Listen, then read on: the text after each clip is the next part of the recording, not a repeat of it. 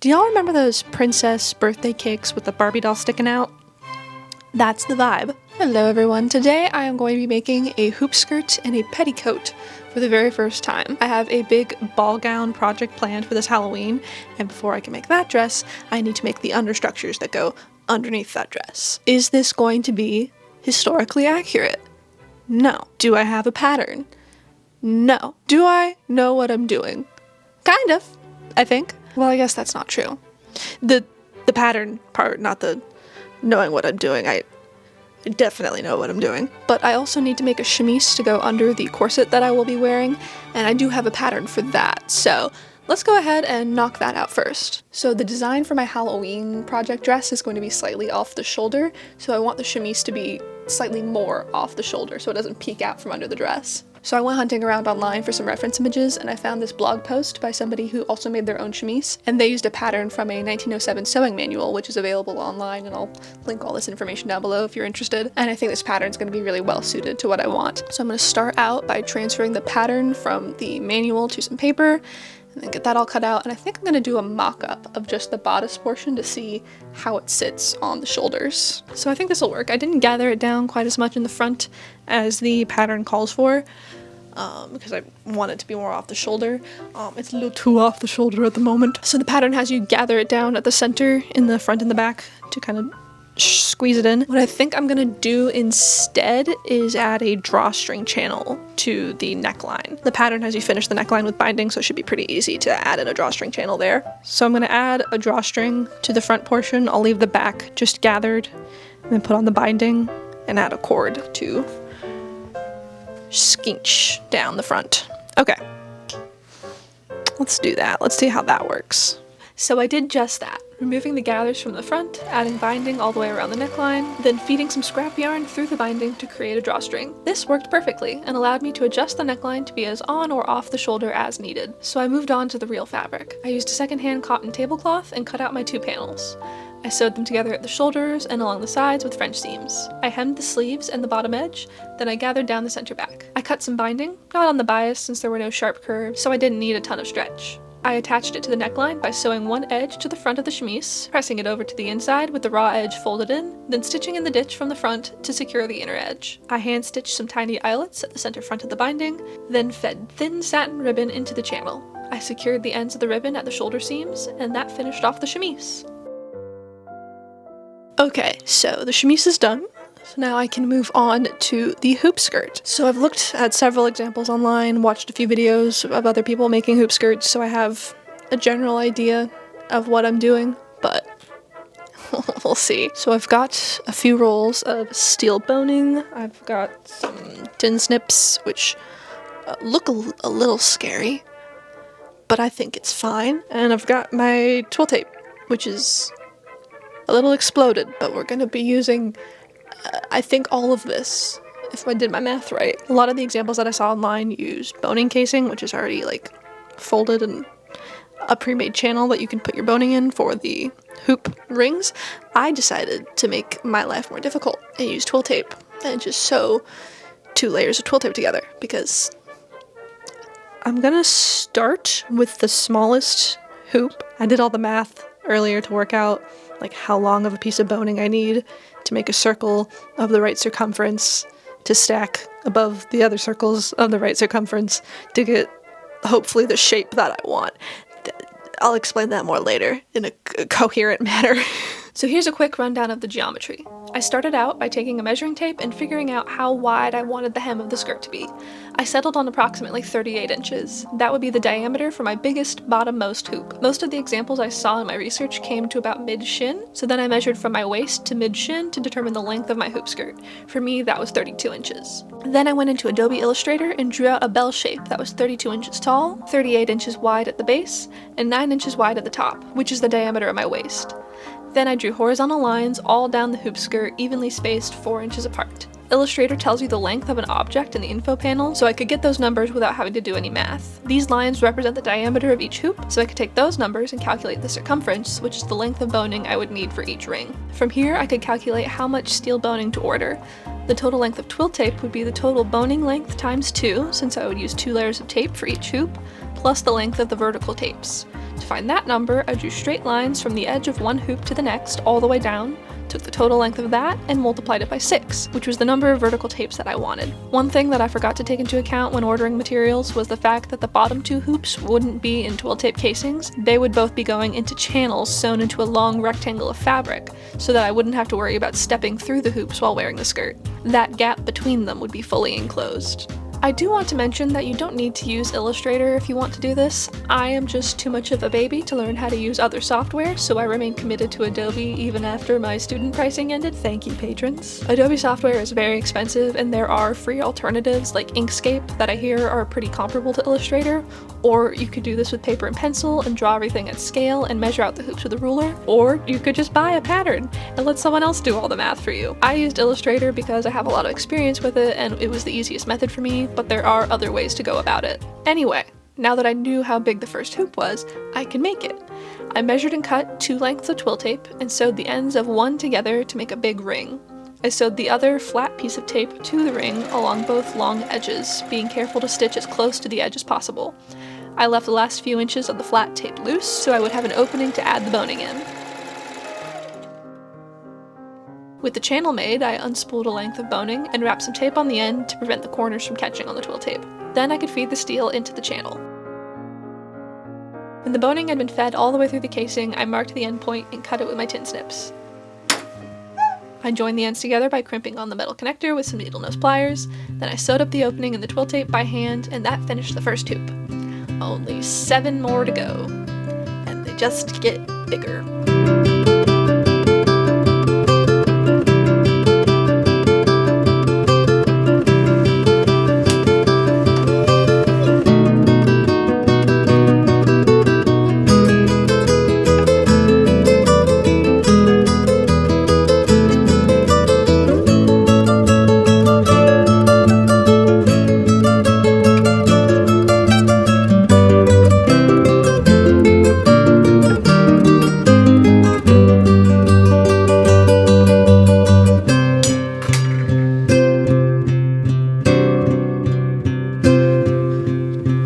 I finished the top 2 hoops for the hoop skirt yesterday, but then I had the thought this morning that I should probably be working from the bottom up, starting with the biggest hoop, because I got my flat steel boning in like 5-meter rolls, so there's only so much in one roll. So if I work my way down with the smaller lengths, I'll end up having to like piece pieces of steel together to make the bottom hoop, which isn't that big of a deal, but I only have so many of these connectors, which I don't necessarily need the connectors. I've seen people online using just tape and like overlapping the steel. I just figured it would be better to start from the bottom. I went ahead and made my biggest hoop, which is a 120-inch circumference. I got it all done and was just finishing it off, and I remembered I wanted to do a bag hem for this hoop skirt. I don't know if that's the correct term for it, but basically like the bottom 2 hoops are going to be enclosed in a panel of fabric so you don't like accidentally step through the hoop skirt while you're wearing it, and I put it in the casing, so I have to redo this, and I've already crimped the connector on, and so I don't think I can undo that. So I think what I'm going to do is just cut a really long rectangle that I can fold in half and have one channel along that fold, and then another channel along this. Or do I fold it into a tube first? Because like the neatest way to do it would be to have my to have like, and fold it in half short ways, widthwise. It's long, hot dog style. And then sew the long edge so you get a long, skinny tube, and then turn that right side out. Sew the short ends together first and then do that. But if I want to unconnect the ends of this steel and sew the channel with the hoop steel in it, how do I get the casing off? I might be able to reuse the connector if I like pry it open and then re-squitch it. Am I even recording? Has the battery died? No.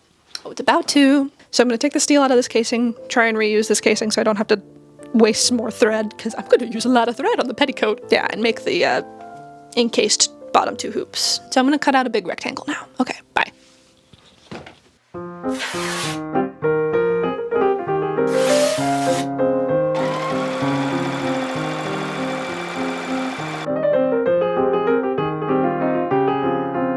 For some reason, I had a lot of trouble with this step. I was trying to be really efficient about it since I just wasted so much time doing the wrong thing and then undoing my mistake, but this just led to me making more mistakes and taking even longer. I wanted to do the method that I used to make the beads in my big lizard pillow video, where I sew the rectangle into a tube and then turn it halfway inside out and sew the ends together to make a giant donut shape, but it did not work. Watching the footage back now, I realize I just did the seams in the wrong order. I should have sewn the long edge first to make a narrow tube, turned it halfway inside out, and sewn the short ends together, leaving a gap to turn it, but I did the opposite, which did not work, and I could not figure it out. So I had to seam rip part of it, and I ended up hand sewing the short ends together. But once I had the casing sewn, I could stitch the boning channels along the top and bottom, then I could remove the steel from the twill tape casing and put it into the new one. I also added the steel for the second biggest hoop in the fabric casing.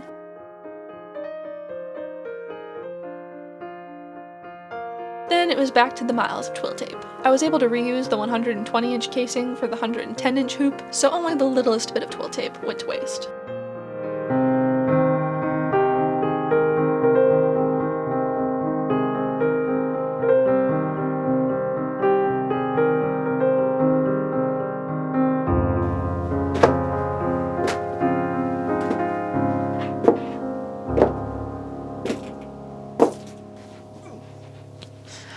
I hope I'm in frame. Okay, so I've got all the hoops done.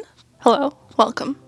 Yes, we have a guest star. So I finished up all of the hoops last night. I didn't film the last like 2 or 3 because it started to get very repetitive. I got really good at securing the little connectors. I figured out if you use the back part of the needle nose pliers that you use to like cut wire, it really clamps it down tight, which was really good up until the last hoop where I accidentally had the boning twisted when I clamped the ends and then had to pry the thing off with like a screwdriver.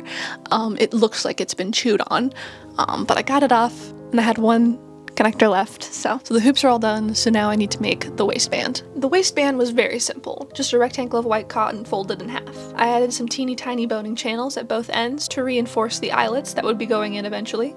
I used scraps of the hoop steel and wrapped the ends in masking tape to prevent the sharp corners from poking through the fabric. I pressed the raw edges under and then marked out the boning channels, the eyelets, and the placement of the vertical tapes that would hold the hoops. I've got the waistband mostly assembled. I added in the boning to the boning channels, did some little hand-sewn eyelets so I can lace it shut. So now it's time to cut the vertical pieces of twill tape to attach the hoops. And I just wanted to share, you remember my busted roll of twill tape, and I was like, oh, it's all falling apart. This is it now. This is what's left. But I think this might be enough. I'm doing 6 vertical tapes. I think in the end they should each be about 30 inches long. I'm gonna cut them a little bit longer, like 36, just to have extra to play with. But yeah, I'm gonna cut my pieces of twill tape, attach them to the waistband, mark some measurements on them, and then try and get this to balance. I made 6 equidistant marks around the circumference of the first hoop, then pinned it to the tapes, matching the marks on the hoop to the first tier of marks on the tapes. With just one hoop, I wasn't confident that I had done my math correctly. It doesn't look right. Don't even think about it. But I kept at it and pinned on the rest of the hoops, and eventually the normal curved shape I was after began to emerge. Just like my statistics teacher said it would. I hand sewed all those connection points, which took a good few hours, but that finished off the hoop skirt and I could move on to the petticoat.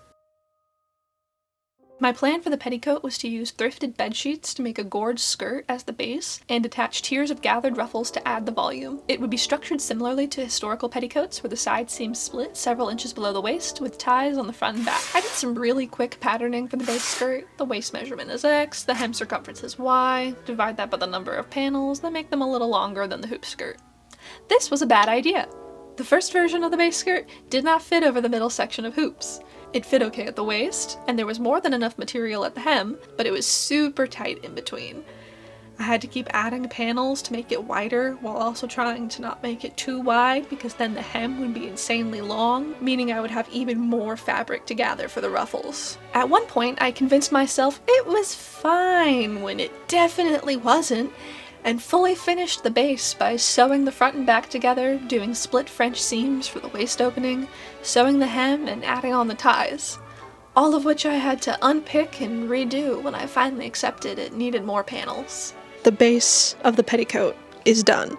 I don't remember the last time I talked to the camera in this video, but I've had some struggles with the base layer of the petticoat. The apprentice is very fond of his new tent. I fear this whole thing's just gonna have to live fully set up in my space because he will be so sad for it to be gone, but he's also an ill-mannered young man at the moment. Anyway, so now it's finally time for the part I've been dreading, the ruffles. So my plan is to do 3 tiers of ruffles. None at the waistline, I'll leave that just flat, and then a tier here, and then down at the hem. You can't see past that. And I'll have them be a little bit longer than each section, so they'll overhang the next one by a little bit. And I've pinned out 9-inch sections going down, so I think I'll do the ruffles as 11 inches. So next I need to mark out the lines all the way around where the ruffles are gonna go, figure out how long those lines are, and then work out how long my strips of fabric need to be that I'll have to gather down. And see how much gathering I need to do. I know it's very upsetting to think about. What are your thoughts on gathering? What are your thoughts on gathering? He's running away. He's running away from the concept of gathering. Unfortunately, I could not run away from the concept of gathering, so I marked the lines for all my tiers of ruffles and then measured the length of each line. I decided my ruffles would be 2.5 times longer before gathering them down, so this meant I would need 24 3/4 yards of fabric. As much as I didn't want to ruffle that much fabric, I wanted to hem it even less. Luckily, since I was using bed sheets, I was able to cut most of my fabric strips with the edge already hemmed. There was a few feet worth of material I did need to hem myself, but once that was done, I connected my long strips into even longer strips with flat felled seams. For the middle and bottom tiers, I connected the ends of the strips to make big loops, but since the top tier would have to go across the side splits of the base skirt, I made 2 flat strips for that one, a front and a back. With all of the strips assembled, it was time to gather.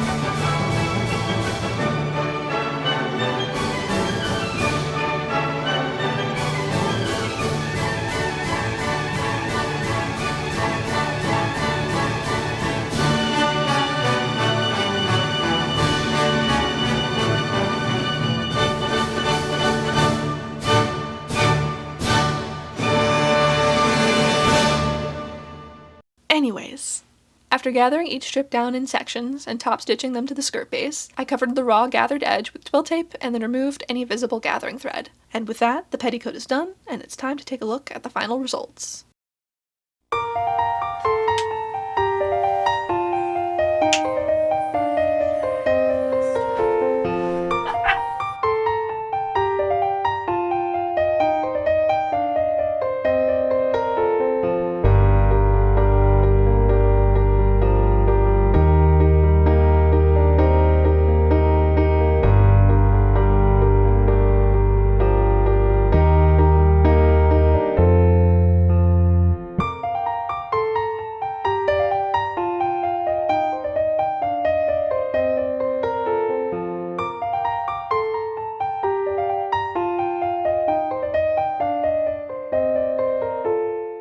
So everything is complete, and as a wise sage once said, it's so fluffy, I'm gonna die. This is probably the most fun I've ever had wearing something that I've made. The parachute dress is a close second, and now I'm thinking I should wear this with the parachute dress.